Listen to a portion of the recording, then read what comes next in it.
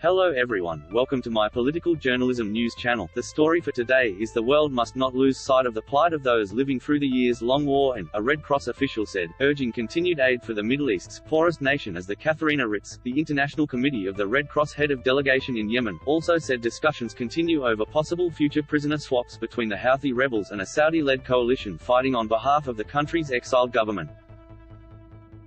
However, a major swap hasn't happened in several years as the war intensified around several front lines, including the energy-rich city of Marib. I think our duty is to respond equally to the needs and do our best, Ms. Ritz told the Associated Press. I think it's not about is it Ukraine or not? Now it's Ukraine and Yemen and Syria and Iraq and Congo and so on. We have to add Ukraine on all the crises, but we shouldn't shift. The Iranian-backed Houthis seized Yemen's capital, Sana'a, in September 2014. A Saudi-led coalition entered the war in March 2015 to back the country's expelled government. In the time since, Yemen has become one of the world's worst humanitarian crises. More than 150,000 people have been killed in the warfare, according to the Armed Conflict Location and Event Data Project. That includes both fighters and civilians. The most recent figure for the civilian death toll in Yemen's conflict stands at 14,500. Also, Saudi airstrikes have killed hundreds of civilians and targeted the country's infrastructure. The Houthis have used child soldiers and indiscriminately laid landmines across the country.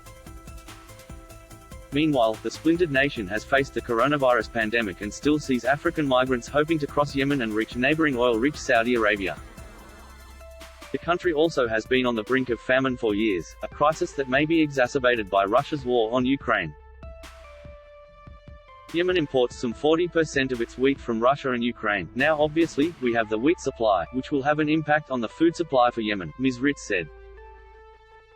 The coping mechanism in the country is very limited, and I think that is going to be a major struggle. Meanwhile, the Red Cross continues to have access to prisoners held by militias, the Houthi-controlled government in Sana'a, and that of the Yemeni government in Aden, Ms. Ritz said. In 2020, the warring sides engineered a mass prisoner exchange, but there hasn't been one of a similar size since. A 2018 agreement in Stockholm saw the sides agree to swap over 15,000 prisoners. The dialogue between the parties is ongoing. The negotiation has never stopped, Ms. Ritz said. I think it is an important part also to keep the parties on the table engaged. The Houthis, meanwhile, have seized nearly a dozen former Yemeni employees of the U.S. Embassy in Sana'a.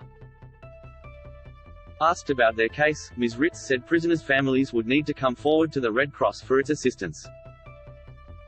She declined to say whether the families had. The Red Cross also saw its name invoked by Saudi Arabia, after a coalition airstrike in January struck a Houthi prison in the city of Sada, killing at least 87 people.